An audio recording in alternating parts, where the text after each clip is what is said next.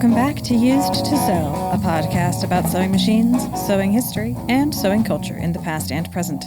I am your producer and co-host, Aradia, daughter of your main host, T.R. Kelly, who is here today to talk to you about two topics. One is the legal battle over who got to claim being the inventor of the sewing machine and how that affected U.S. patent laws. And the second is an overview of the history of Viking/Husqvarna sewing machines, and also chainsaws. This episode's purpose is to bring more light to some underappreciated pieces of sewing machine history, and to continue our tentative explorations into sewing machine manufacturers that aren't from the United States. We've talked before about the rivalry between Elias Howe and Isaac Singer, but today we get more deeply into the legal weeds of understanding what a patent pool is and why this is the first one. But of course, there is a world outside of the United States, and all that patent kerfuffling wouldn't have mattered to European manufacturers. Which takes us to our second topic of the day, the history of the Husqvarna company, which it turns out only dabbled in sewing machines for a relatively brief period of their history, among toasters and chainsaws and other useful items. Prepare to time travel twice this week. We're launched. We've got the tea steaming. We've got the door locked. We're in our little safe sewing room with our fabrics and our sewing machines and our sewing buddies. And because it's almost spring equinox, we've even got the window open for a nice breeze, scented with plants and birds. I saw swallows today. The swallows are back. Oh my God. I saw them literally with my morning coffee. I looked out the window and I saw that flash of violet green with the little white underbelly swirling around like a mosquito, 4 or 5 of them. So they're back. Yay. I don't have those guys here yet, but various other types of tweets and Twitters are out there in the front yard. And the buzzards have been back for like 2 weeks. It's been great seeing them. Yes. And my cat is now going that little chattery thing at the window. Yeah, the door's open. It smells like my brother mowed the grass yesterday. Very cool. Makes me want to, I was like sorting out my clothes. Like, okay, time to put away the winter wool. And then it rings out over the world. I don't have anything to wear. Yeah, it's a new time of being inspired to sew. That's for sure. Yeah. So I made a dress. Very cool. I went to a thrift store and I bought this. It's a new thrift store. I mean, new to me. But anyway, they had ridiculous prices on their sheets. I got this beautiful Egyptian cotton. What would the color be called? Dusky plum fitted sheet for $2. Queen size fitted sheet. I cut all that elastic crap off and made a wonderful sleeveless summer dress with a lined bodice and a ruffle on the bottom. And it is so freaking cute. Yeah, so I feel pretty happy about that. Let's see. And I got to use the edge stitch foot, the ruffler, the narrow hem, and the buttonhole on that one. It's really cool to be able to just whip out all the attachments and do all the things. I used the 319W was the machine I used for that project. Yay! Wow. Applause noises. Congratulations. So was that was this weekend? Yeah, that was this weekend. And then so I trimmed it. Okay, so dusky plum, and I trimmed it with this bias strip around between the skirt body and the lower ruffle. Okay, so it's like a ribbon band around of a deep teal. Can you picture those colors together? Yes, that's very you. I liked that so much. I put some teal buttons on the bodice and also top stitched it with, I just top stitched twice around in the same seam, and it made this really interesting looking trim look. So it's got this really weird, subtle teal top stitching around the bodice. And I just really love it. I wore it yesterday, and my brother's like, dude, you make that? Well, that's pretty cool. Nice. So I also was sewing this weekend. Oh, do tell. I got the sewing bug. It bit my ass hard for Saturday and Sunday. Springtime. Yeah, it just was suddenly like, and it was wild too because, okay, so what I did was I made myself a bunch of undershirts because I really like wearing tank top undershirt type things, both literally under my shirt and just literally as shirts because I run kind of hot. And so it's much more comfortable for me to thermoregulate with that style of shirt. And I like to have them very specific, like racer back because my shoulders are narrow and like longer in the body because that's just how I prefer to wear my clothes. Custom sewing. And literally a year ago, Remember we went to Florence the day before Grandma Sharon passed away? Oh, that was a year ago. Yeah, exactly. Facebook reminded me the other day about that because I had Wow. posted a bunch of pictures of the thrifting. And I'm like, oh my Yeah. God, it's been a year Yeah. since Grandma passed away. But on that trip, I had just ended up going on a whole bender of buying extra large purple t-shirts. I remember that. And I was Yes. like, I'm going to make a bunch of undershirts out of this. And I went home and I cut off all of the sleeves and the neck bands. I kind of prepped all of the Right, fabric. I got them all folded up and put away. And then I didn't touch them for a year until this last weekend when I went in and I made 4 undershirts out of these prepared sheets of t-shirt material that I had thrifted for probably like $5 total because we got those at like the Elks Lodge at the Humane Society thrift store. So like literally probably $5 worth of fabric. And I have 4 new undershirts now that are like, they're all a little different because the racerback pattern I have doesn't quite fit. So I was eyeballing how I wanted to change each one. So they're all have their own little idiosyncrasies, but they all are acceptable. One of them didn't quite work, so I fixed it before I sent it back into the world. I just like added side panels because it just was too narrow. And I was like, so I just cut the sides back open, added more panels. Like there, done, fixed. But yeah, and I serged a lot of the edges. I experimented with rolling the edge over and stitching that versus just serging to finish the edge. Like they're all different. I did something different with all of them, but I'm also That's cool. mass produced just like almost a business week's worth of undershirts for myself out of this thing that had just been like waiting. It's just been waiting for like a year and the bug just bit me and I just blasted through the material I had. I was like, oh, well, that's done now. Plus I got some other repairs done, just kind of by the by on some other like pants that needed like, okay, so the pants I'm wearing right now, pants I made myself, the tie finally broke. This tie on these pants, I had been wearing it out, it literally snapped. So I dug around in my sewing room and I found I had cut out the center seam from a pair of pants. Oh, yeah. Perfect. Perfect waist tie. I didn't even have to manufacture a waist tie. I just threaded it through and it's exactly the right length. And so, yeah, I had an incredibly productive, like dam unblocking kind of weekend in the sewing room. And it was really cool. Wow, that is awesome. And that was all done on the Kenmore to be specific. And I did think about doing like a bias tape trim with Exuberant with the Singer. But then after I spent like 4,000 years trying to make the bias tape applier like work with the thing, I decided that it wasn't worth it for a t-shirt material undershirt. And I just went back to Kenny and just went back to roll and top stitch. And it was fine. Yeah, I think bias on t-shirt fabric, I don't think that would have worked. It would not have. So I attempted to use multiple machines. Well, I did use multiple machines. I did a lot of serging. You did. I did a lot of serging. Absolutely. So, god dang. And check this out. Purple. You were sewing purple, right? All purple? I was sewing plummy purple. Oh, yeah. Which was Grandma's favorite color. Grandma's favorite color. Exactly. Though I did have to use other fabric thread for top stitching because I did have one cool purple. Right. And I pulled it out. And as I was winding a bobbin, the thread snapped. Like just from the tension of winding a bobbin. And so I just like went through and like pulled out a couple yards, test, couple yards, test. Oh, the whole thing was completely thread. rotten. Absolutely just like, it's the heavy dye, right? It's the fact that it's a darker dye. So it's a darker dye and it's an older fabric. So I ended up top stitching with whatever black I ended up just already having threaded up because the purple I reached for wasn't right. But anyway, I was feeling very productive. And then I had like all these cool scraps of fabric, right?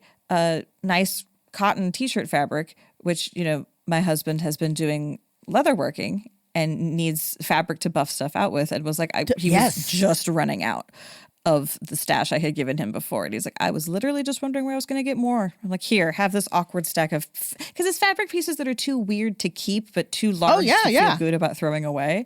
Perfect for buffing racks. Yeah, I've got a scrap bag that's scraps that are sewable or makeable. And then another one with like stuff, like you said, like those cut off jeans things and selvages and just little bits and bobs of stuff that are either big enough to use as buffing things, because I'm like always cleaning up sewing machine cabinets and machines themselves.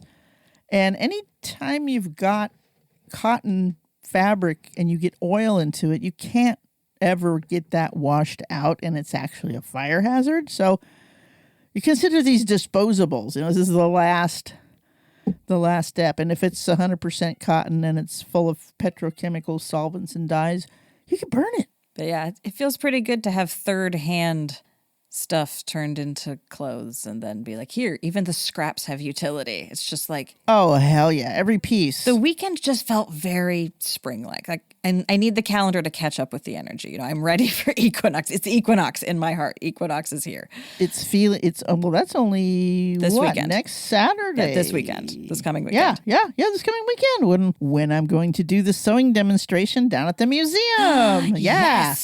Yes, we are going to field trip to be content. It's going to be fun. It's gonna be really fun. Do you have stickers we can give out? I do. I have some stickers, and I'm also going to bring a stack of CDs that have the sewing machine song on them and just give them away. Yeah, that's going to be fun. And thanks to your dear, darling leather crafting husband for offering to drive us to that. We're going to have to make some food afterwards. We have to have some restaurant food. Anyway, we'll have that to report back to our audience in a week or two. Whatever content we collect and assemble and want to distribute, you'll all know about it. Oh, there'll be some visuals for that. We'll put that on our YouTube channel as an actual video. You can say, oh my God, TR, you don't look like you sound at all. Well, what do I sound like? I always think I can hear people's hair color through their voice. It's the most irrational assumption you could possibly make. I don't make a lot of assumptions about their race or their eye color or their height. No, it's their hair color that I think I can hear. Ridiculous. Oh my God.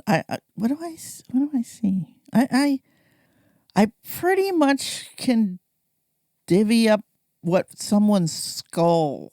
I mean, this is really weird. It used to be racial, but now there's so many blended people. But the shape of the inside of your skull, the palate shape, really affects the resonance of your voice. Sure, yeah. Not an accent thing at all. It's a tonality thing. I've had a lot of people think that I'm black. I'm not. I'm about as white as it gets.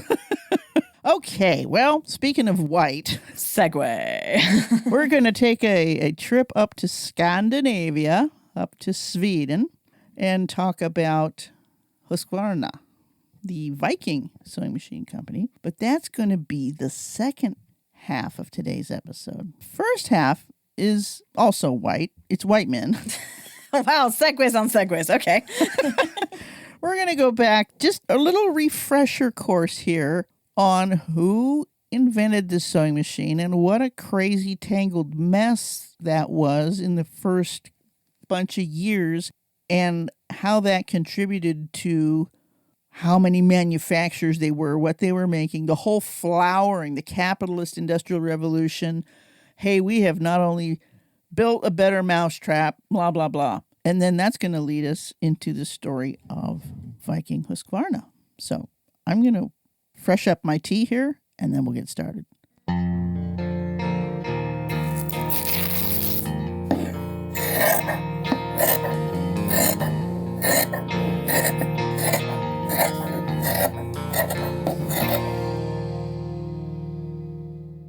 So let's go back. Let's time travel from space shuttle to the automobile to the horse and buggy back to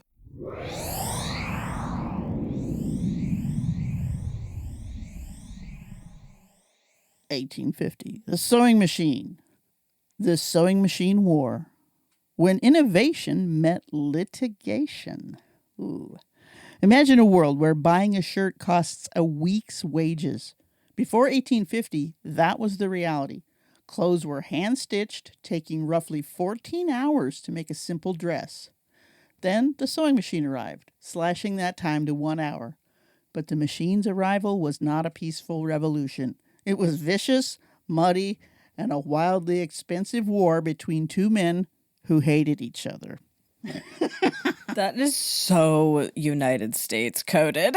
This is the most United States pitch for a story ever. Yeah, I want to, before I get going here, this is on that's the opening paragraph. I think it's great. GSNSP.com. I don't know what that stands for, but it's a great site with all kinds of stuff and no ads. This particular article was written by a fellow named Michael Knox, and it was just published last month. So that's why I hadn't run into this one before.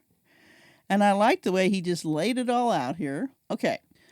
Struggling inventor versus the flamboyant actor. Well, we know who that is, right? Oh, yeah. To understand this war, you have to know the combatants. They couldn't have been more different. Elias Howe Jr. Now here's a picture of him. He's kind of a round-faced guy with a Quaker beard under his chin, kind of wild, blackish-looking hair, and he's wearing a pretty normal suit. He's not really smiling. Just looks like a guy looking at the camera, right? Elias Howe was a struggling mechanic from Massachusetts. He was obsessed with the idea of a machine that could sew. In 1846, after years of tinkering, he cracked the code. He created the lock-stitch mechanism. Here's the thing. Previous inventors had tried to mimic the human hand. Howe realized the machine had to work differently. He placed the eye of the needle at the point and used 2 thread sources to lock stitches together. He got U.S. Patent 40750. So he patented that idea, the eye-pointed needle. But there was a problem. Nobody wanted it.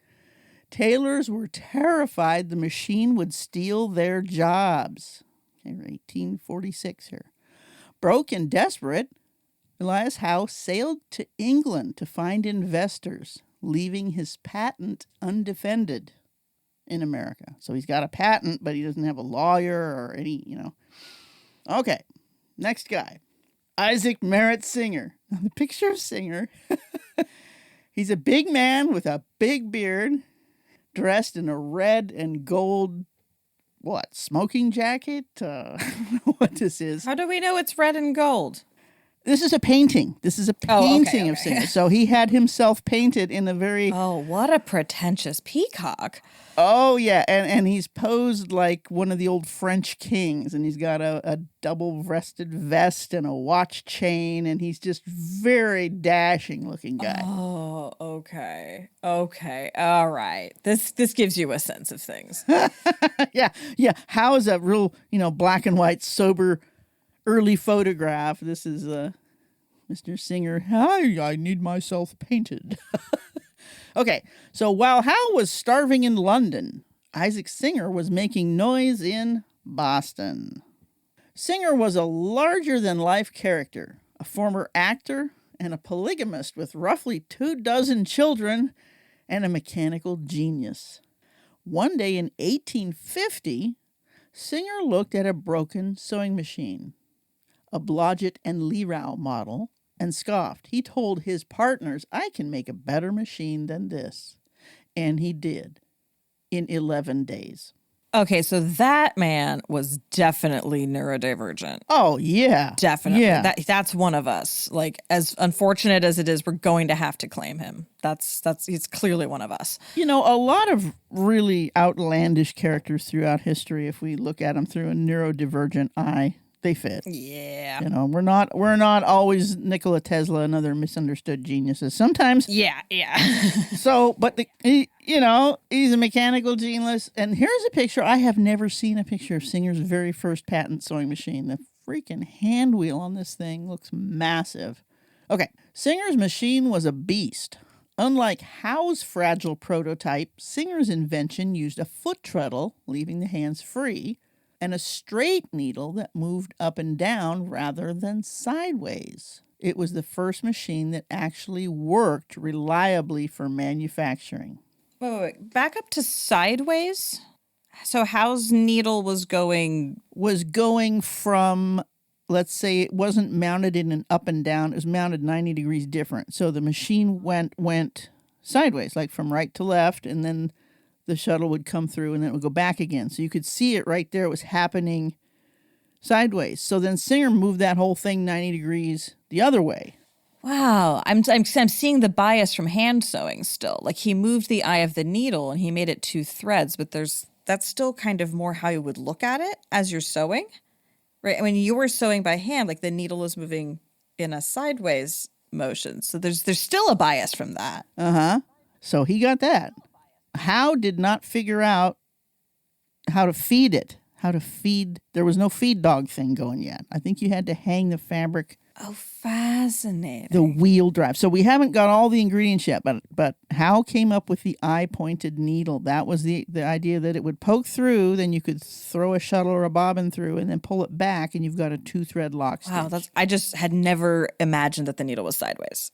They've always been up and down. Oh, no, they have. That's a Singer innovation concept thing, is rotate it 90 degrees. Whoa, okay. All right, continue. Wow.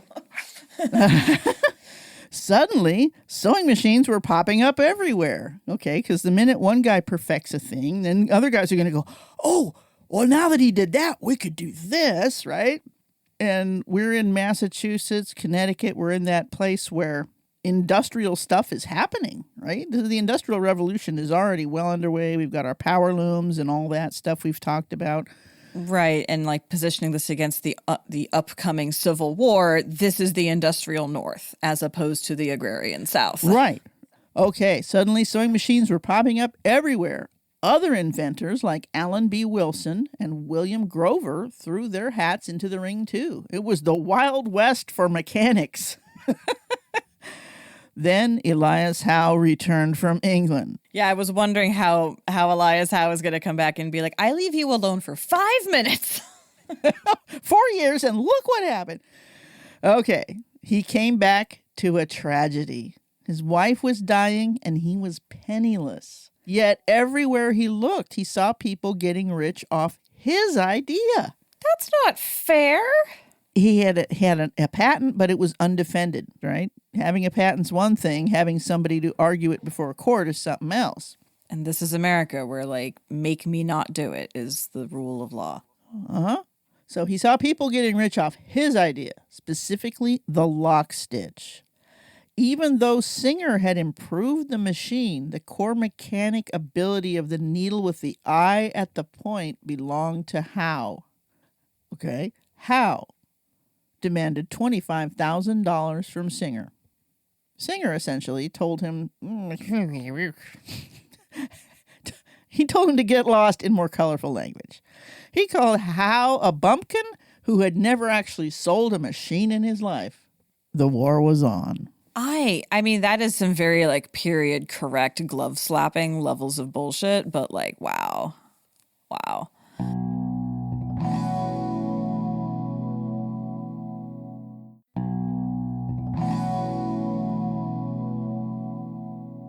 The Sewing Machine War, 1850 through 1854. So this is before the American Civil War with guns and all that. This wasn't a fist fight, it was a paper war. The newspapers called it the Sewing Machine War, and it dominated the headlines. I want to go back and look up some old papers. That's wild to me that this would be such a forgotten piece of history if it literally dominated the headlines. Like, this did matter. This matters. Oh, but it's a sewing machine. That's girly stuff, right? Okay, the argument. Howe's side. I invented the lock stitch. You cannot sew without my patent. Pay me. Singer's side. Your machine doesn't work. Mine does. Why should I pay you for an idea that collects dust? Singer and his brilliant lawyer, Edward Clark, went on the offensive. They tried to prove that Howe wasn't even the first inventor. They dug up a guy named Walter Hunt who had invented a lock-stitch machine way back in 1833, but never patented it because he thought it would put seamstresses out of work. What? Seriously? Hunt was another wacky inventor who didn't really understand the real world. Anyway. So, like, a Jonas Salk character, but for lock stitch. Right? However, the courts only cared about paperwork, not moral victories. Since Walter Hunt had never filed a patent, his invention was considered abandoned. Right? Oops. Ugh, man, the law is such a weird and gross tool sometimes. The verdict. In 1854, the hammer dropped. Maybe it was the presser foot. I don't know. Judge Sprague of Massachusetts ruled in favor of Elias Howe. The judgment was clear. The eye-pointed needle and shuttle were Howe's property, copyrighted, patented property. Singer was forced to pay Howe a royalty on every single machine he had sold up to that point. Oh, shit, I bet he was pissed. Suddenly, Howe, the starving mechanic, was earning hundreds of thousands of dollars. Yes! Good on you, Judge. Now, see, it was all in paper and in writing, right? So early on in the United States, it's like, you know, it was still the Wild West for law, but we're getting stuff figured out. And during this age of invention, patent law was huge. If you wanted to be a rich lawyer, you went into patent law because so many things were being invented, right? Yeah, I've listened to a lot of podcasts about like quack medicine and quack technology that comes out of medicine and all kinds of, I mean, even the early onset of radio, like the need to deal with new technology really does drive a lot of legal stuff in the U.S. That's a recurring theme. Something gets invented and then you have a whole new branch of law to figure out how to rein it in, expand it, use it, shut it down, whatever it is. Fascinating. You look at all the legal wrangling that's going on about AI right now. Right. I mean, and we've still barely got laws that cover the internet properly, much less AI. Right. So, you know, back in 1854, we've got all these cool new inventions that people are coming up with. And how are they, you know, what is the concept of IP? They don't have the concept of intellectual property until someone says, hey, that was my idea. And now we have to like invent the concept of IP. Fascinating. So here's Singer having to pay Howe, and Howe is now getting some money. You think Singer would go bankrupt or that Howe would destroy his competition. But here's where the story gets really interesting. By 1856, the sewing machine industry was a mess. Howe held the patent for the needle. Singer had a patent for drive mechanism. Grover and Baker had a patent for chain stitch. Wheeler and Wilson invented the four-motion feed, the feed dog. I was literally going to ask you who made the feed dog. Yeah, Wheeler and Wilson. Nobody could build a good sewing machine without infringing on someone else. They were suing each other into oblivion. So American. It was a patent thicket, a term economists use when innovation gets strangled by lawsuits. Now, the Albany Summit. Orlando B. Potter, a lawyer for Grover and Baker, proposed a crazy idea. Stop fighting, pool the patents, charge everybody else. They formed the Sewing Machine Combination in 1856. It included Howe, Singer, Wheeler and Wilson, and Grover and Baker. It was the first patent pool in American history. Here's how it worked. The Big Four cross-licensed their patents to each other for free. Anyone else who wanted to make a sewing machine had to pay a $15 license to the patent pool per machine. Elias Howe received an additional special royalty on every machine because he held the master patent. Okay. Okay, so this is actually a consolidation that makes sense. It's not like the consolidations of today where we're losing options and we're losing access to different things and it's all just becoming one giant monstrosity. This is actually an efficient consolidation. This actually makes sense. It was really a good idea. Yeah. And Elias Howe gets an extra special commission because that lock, stitch, eye, needle mechanism thing is just so core to everything else mattering. Yeah, that's the whole thing. That's Well, that's nice. He's getting some recognition in the most American way we know how. Money. Okay. The war ended, the sewing machine war, but the business revolution was just beginning. With the legal battles over, Singer and Clark is the guy, Singer was the flamboyant salesman. Edward Clark was the guy who really was the business head of the company. And Isaac Singer is still in the company at this point. This is before he's been removed. Okay. He's still in the Singer. Yeah. Because I know that like he's there for a very short part of its history, so it feels important to me to like keep track of like which part is he actually present for. When did they promote him upstairs and out? Right, yeah, exactly. Seems relevant. With legal battles over, Singer and Clark focused on selling. but there was a snag. A sewing machine cost about $125. In the 1850s, the average American family earned $500 a year.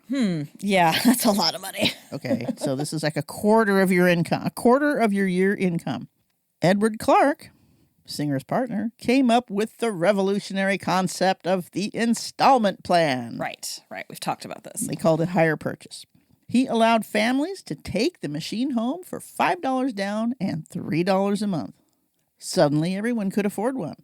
Sales exploded. Singer became a household name. This hire purchase model is the grandfather of your car lease, your mortgage, and your credit card debt.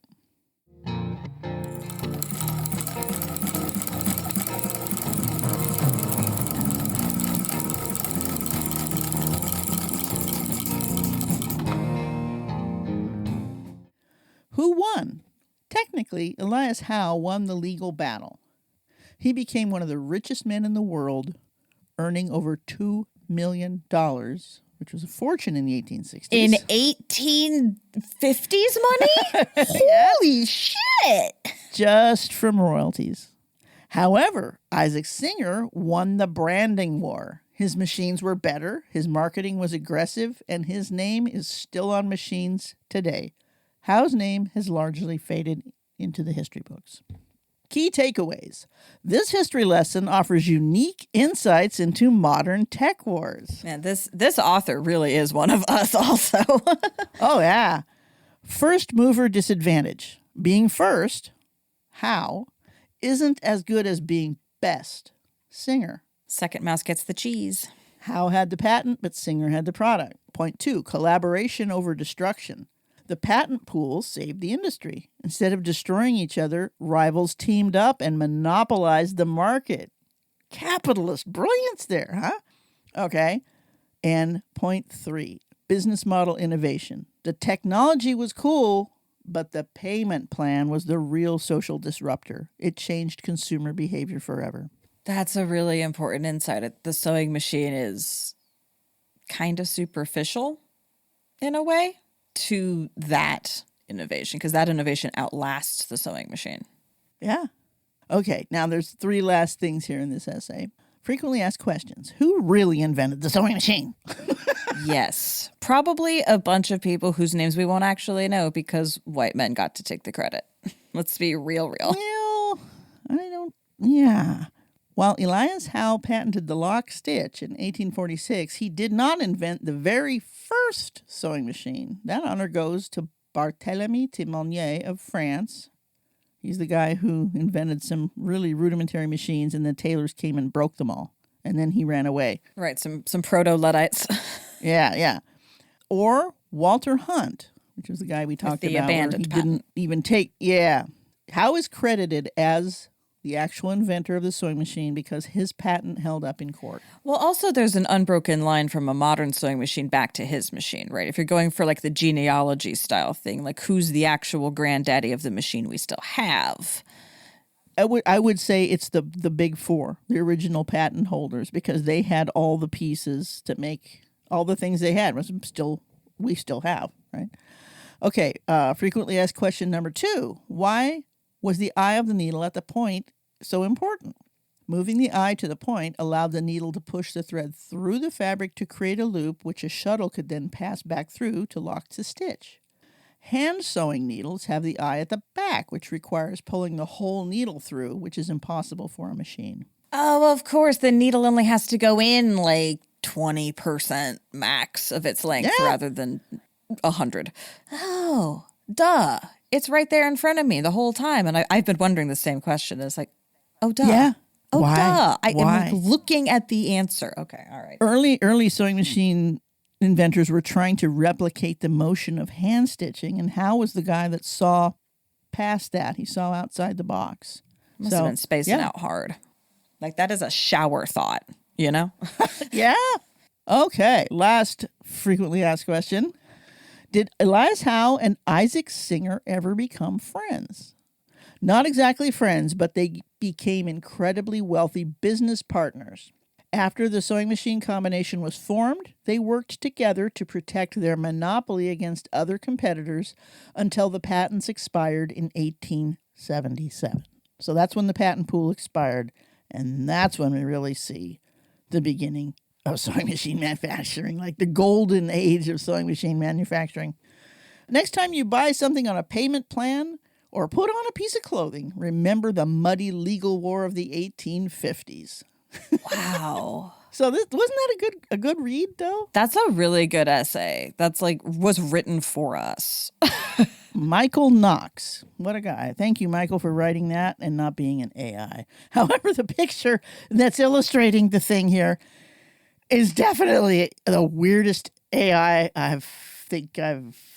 it's weird.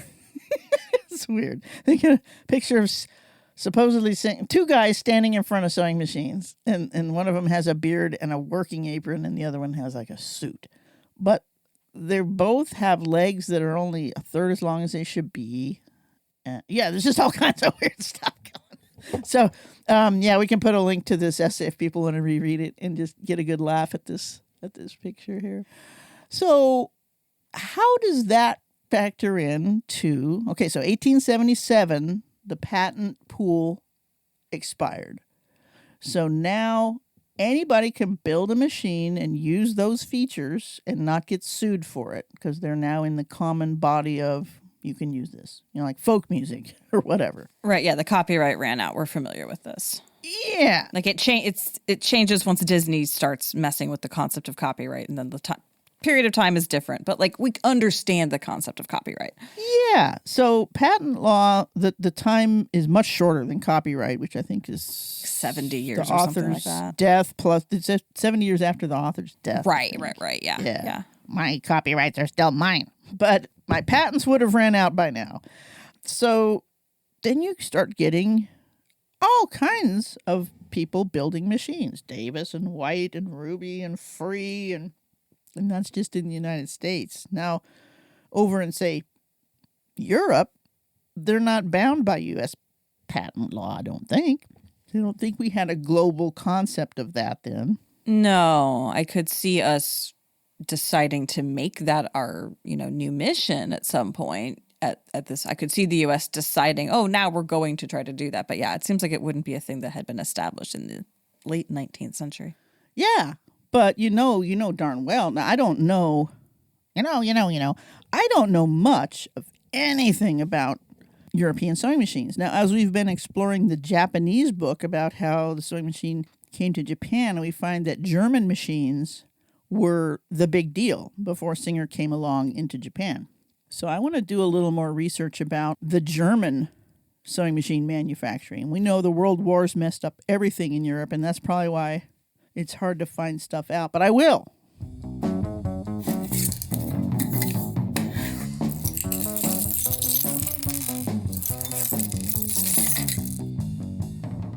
Okay, so we've done Bernina and Elna, and those are like the Swiss machines, and they didn't really get going too early. Now, let's talk about Husqvarna. One of the words you can spell with a Q and no U. Husqvarna. Husqvarna. Husqvarna. It's a fun word to say. It's a fun word to read, honestly. It is. And a lot of people call these machines Viking, which they are. But they have a really unusual history. I did not know this about Viking. I have not worked with many Viking machines, and the few that I have had have impressed me as being Volvo-like. Very strong, low-geared tractor sewing machines. Now, I'm talking machines before 1970 here. The cool thing that the few Vikings that I saw that come in, they were the metallic green ones that actually said Viking Husqvarna on the front. And they had this thing where to wind the bobbin, you pull out this thing and it unclutches stuff. And there's other part down there where you pull it out and basically you're putting the sewing machine into low gear. And you can just walk right up over. Granny gear for a sewing machine. Granny gear. So that was Viking's really cool feature. And also, they had a super narrow little free arm like Elna and Bernina.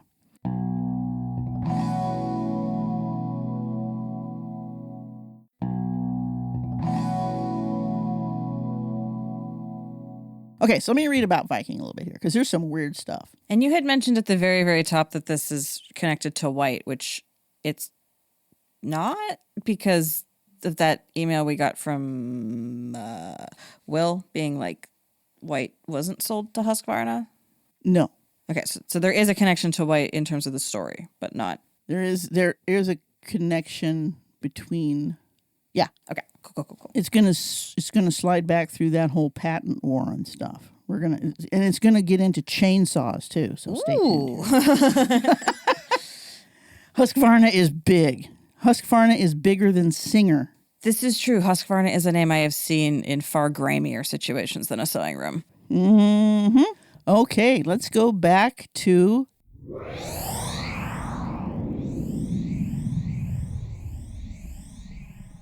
1620. Whoa, even farther back. Okay. Way back. In 1620, the King of Sweden, Gustavus Adolphus, decreed a drilling and grinding plant for musket barrels. Originally based in the town of Jönköping, the factory was moved to the town of Husqvarna because a gunpowder factory had already been built there. So Husqvarna is the name of a town. Is the name of a town. Mm-hmm. And it's spelled with a K, actually. The arms factory belonged to the government up to 1757 when it was passed into private ownership. The arms production continued, but in the middle of the 19th century, the manufacturing of civil products started. The first products were hunting rifles and later sewing machines. New machinery was brought in the middle of the 19th century for the production of rifles for the Army. But these machines were also excellent for the production of sewing machines. In 1872, the first Husqvarna sewing machine was delivered. The board of directors decided, hey, let's go ahead and manufacture these. The first model was given the name Norrstjärnan, the Northern Star. In 1883, the Freya model was an immediate success. 1947 saw the first free arm zigzag machine produced. And that's the one that I've seen the most. It's green and it says Husqvarna Viking on it. Okay, so that's from Ismax, a little bit of stuff. And here's from silverbobbin.com, which is a great vintage machine site. Husqvarna Viking has a long history as a manufacturing company stretching back to the Middle Ages. We did that. Making muskets. Bicycles, guns, and sewing machines. The machinery to make those machines is very consistently interchangeable if you really put your mind to it. That's a trip. You're getting ahead of me here.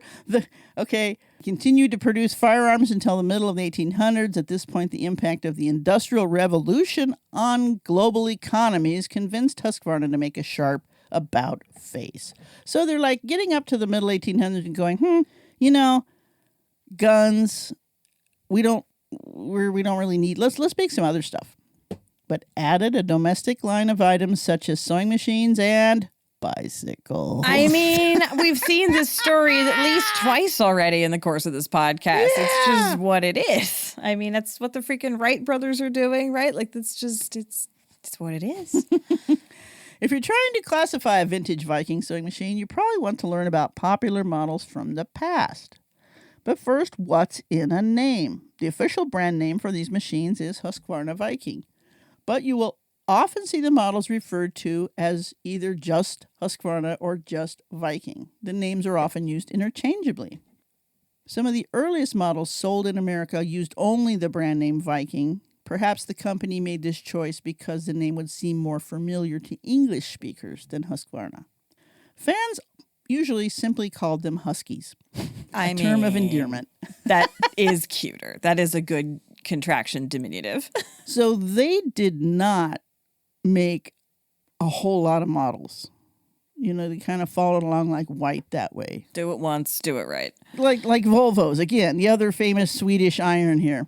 Also, the iron and steel up in the Nordic countries is of a very high quality, like just as it comes out of the earth. It's just pretty pure, relatively pure ore. Yeah. That's interesting. I didn't know that. Their locally sourced metal was very efficient as sourcing metal goes, just because of the quality. That's just geography.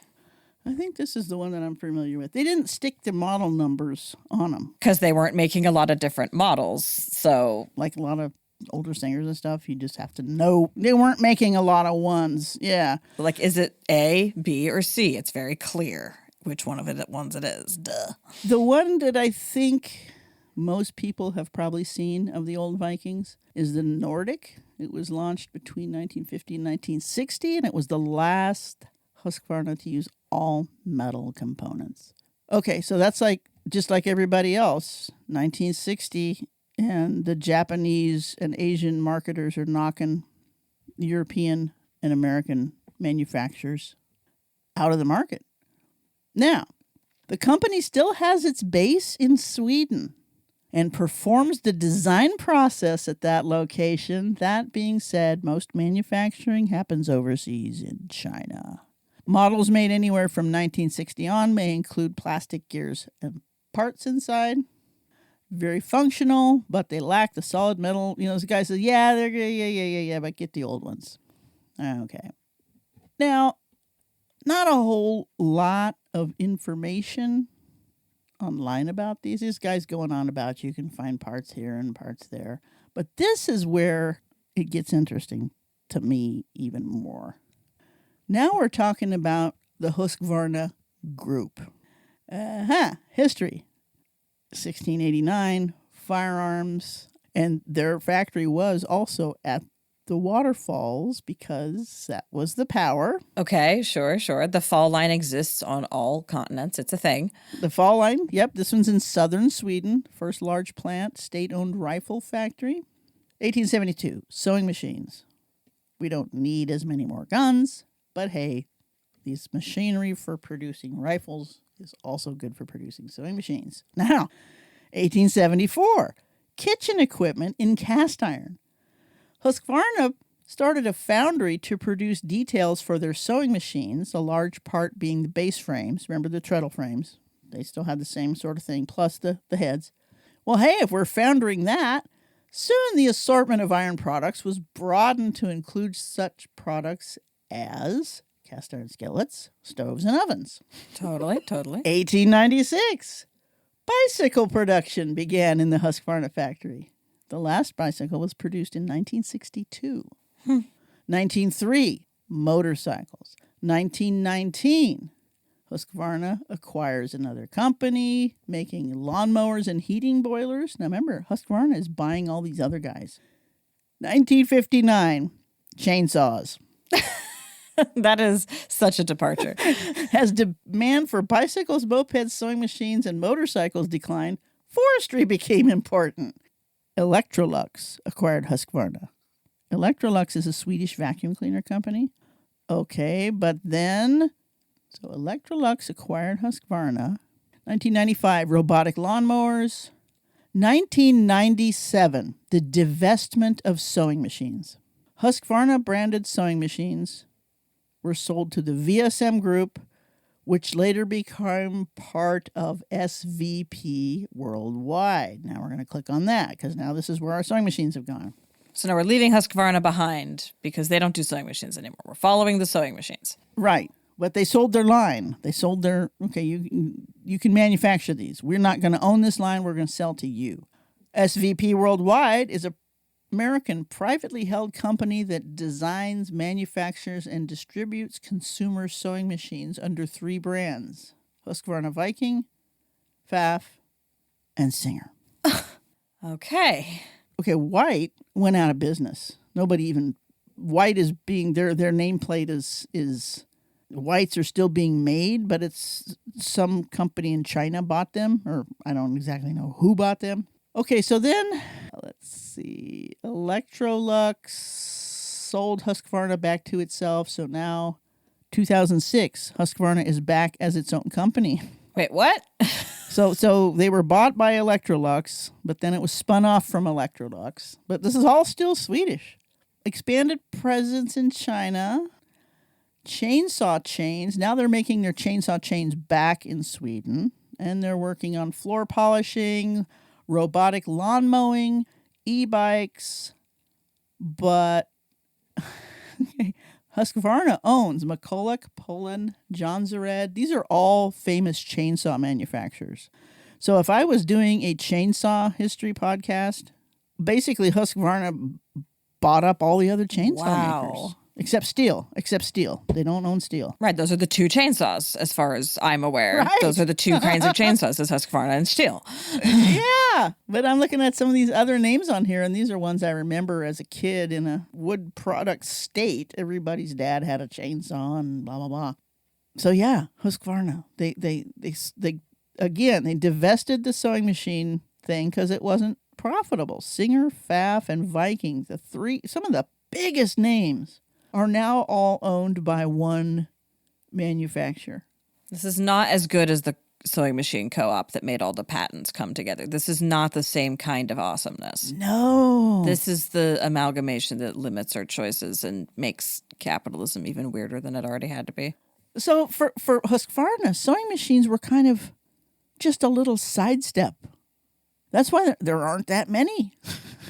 It was just one of many, many different side quests. They had lots of irons in the fire, and that was one of the ones that was fine, I guess, but didn't do big time. Yeah. We started with muskets, and now we're doing robot lawnmowers. Sewing machines were in there for a little while. Well, we did good on that. But the company is in many ways still alive. They've managed to just keep evolving and finding new stuff. So good on them. But that's fascinating that their sewing machine tangent was actually quite short. Now, let me put in here that Viking has a lot of dealerships around, just like Singer did. My favorite sewing machine store in Eugene, Oregon right now is the Viking dealership. They respect and fix old machines. They have makerspace where you can pay a small subscription fee and come in and use their industrials. They work on industrials as well as home sewing machines. They're queer positive, and they do sell new and used Viking machines. They also sell wood stoves and hot tubs and all kinds of other things. That sounds like they're keeping the Husqvarna spirit going then. Yes, they are. They are very cool, and they're down on 6th Street in Eugene, Oregon, if you'd like to check them out. Vikings are just one of those great sewing machines of days gone by, and like even the articles I read, it's like right around 1960, everybody starts going plastic and trying to compete with the Japanese. Everybody except Bernina. Remember the Bernina story? They said, to hell with that. We're going to stay top line. We're going to make up their stuff. But as I've found with looking inside of Berninas from the 70s, there are plastic parts and they do break. So no matter what machine you're talking about, let's keep them old, guys. That's why we're here. We want to talk about old sewing machines, old sewing culture, old history. I knew that Husqvarna had some connection with firearms, but I did not know all that other stuff. And I knew they made chainsaws, but I didn't know how that all connected together. And bicycles, yay! Always bicycles. At this point, I'm just expecting it's the holy trinity of guns, sewing machines, and bicycles. It's a thing. Let's see. Who do we have? We had White and Davis. The Wright brothers, right? They passed through that same arc, even though they didn't necessarily do all of it themselves because they were in the Davis neighborhood. But their personal arc included that. Singer never made bicycle. But when they started diversifying into consumer products, they made record players and heaters and vacuum cleaners and toasters and all kinds of crazy stuff. And of course, they didn't make it. They put their name on it. But actually, I think they did start making their own vacuums early on. Sewings and vac. Sew and vac. So many of the stores Sew and vac, that's true. Well, it's all women's work. It's all about women's work. We're selling these two big, important labor-saving devices to the housewife. And really, they don't have anything in common mechanically except for having electric motors. Yeah, they really don't. They really don't. No. And vacuum cleaners, I was going to briefly considered working in a sew and vac. Vacuum cleaners are so dirty and disgusting. Oh, my God. No, thank you. No, thank you. That's why I don't own one. I sweep my floor with a sweeper. Ugh, I need to pull up all the carpet in my house. It's too much. Anyway. Too much. Ew. Yeah, this has been a strange amalgam of history and weirdness here. And I enjoyed it. Getting into the economic and legal side of how sewing machines have affected stuff, not just from a consumer perspective, but from like a legal perspective, and how it affected so much more, right? Because like they established a lot of patent precedents in a lot of way. A lot of stuff was getting hashed out with all of their fighting, which like goes far beyond sewing machines. That just goes into patents in general. Right. And I'm sure there was a lot of legal precedent set during that, that then future things could say, well, we found here in Singer versus Howe that blah, blah, blah. Like how many times was Singer versus Howe a reference in subsequent legal battles that had literally nothing to do with sewing machines? Like we need some legal nerdery here to really go into that. But like the implication here is that that's an important part of understanding how sewing machines affected American history. Well, and check it out now. Viking being over in Europe, plus being after all those patents expired, none of that affected them at all. Right. Yeah. And then also there's a world outside the United States. Yes, this affected the United States. The United States is massive, but it's not the whole world. Oh, now I'm curious about when did Singer start building overseas factories, and how did that relate to the timing of these patent pools? Ooh, so much more stuff to talk about. I also want to get more into the dirty details of how he got kicked out of the company. I feel like that would be a fun episode. Yeah. Now I did. There's a book that I know that is in. It's called A Capitalist Romance, Singer and the Sewing Machine. It's a kind of an older book, but I do remember reading it in the public library about 40 years ago. And I think that details are in there. A lot more details about Singer and capitalism and the time that he was operating in, and just what an odd bird he was. So yeah, we'll go more into Mr. Singer. And I gotta say, I like Mr. Howe. What a guy. I'm glad he wound up prevailing over all that. Yeah, he might have not gotten the historical recognition, but at least he got the financial compensation in his life that he needed and deserved. You know, he did not do a Tesla and die penniless and alone, you know, like he actually got the resources. Could have, though. Right. That's the thing, is he actually could have and managed to get the legal system to get him actually the money he was owed. That is a victory, even if he didn't win out on the name recognition. But all of us real nerds, now we know, if you didn't know before, and I'm sure that a lot of you did, Singer did not invent the sewing machine. That's all for this week. Stay threaded. And there you have it. 2 stories of innovation and exploration in the creation of sewing machines.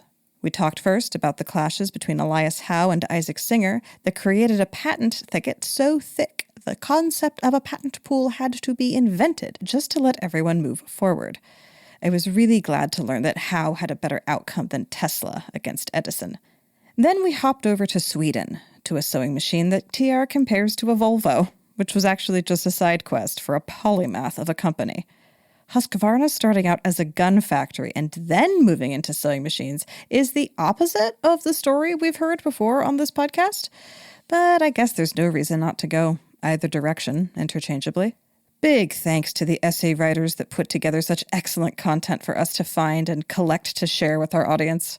As always, you in the audience can find citations in our show notes. Next week, we will be talking about our trip to the Pioneer Museum, and also probably some other topic. As a reminder, we are unofficially sponsored by Stagecoach Road Vintage Sewing Machine. You can reach them at srvsew@gmail.com.